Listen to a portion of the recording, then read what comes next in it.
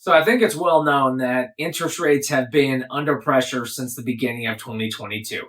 Yes, we did just hit a 23-year high and also just matched a 9-month high for this interest rate hike cycle. So, what has caused the most recent volatility in the market? Well, we had the Fed increase interest rates, which, while they were expected, that did put some pressure on the market. Fitch downgraded the U.S. debt, which sent U.S. Treasuries higher.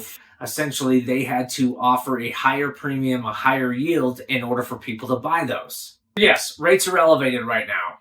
As a first-time home buyer or somebody that's moving up, what should I be looking for? What we've noticed is it's almost like a week by week type of thing, where if we see interest rates go up, we also see the demand for housing go down. There may be properties that sit a little bit longer. You may be able to get some concessions. You may be able to get those buy downs.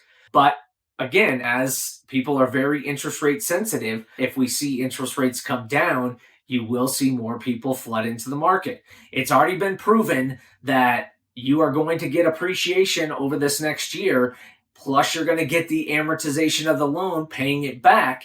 So no matter what, you're forcing yourself into a savings account versus paying rent, which goes nowhere. Even though rates are high and a large amount of your payment is interest, there is still a portion of that is going towards principal, and that is a forced savings account that you are essentially putting back into your pocket. What are we watching for to see interest rates come down? First thing is inflation.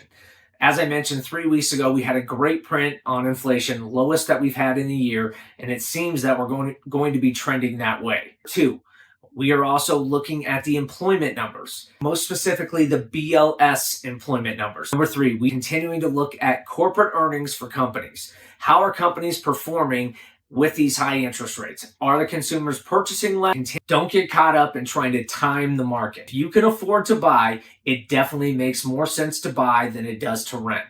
Forecasted appreciation rates calling for 8 to 10% appreciation nationally for 2023.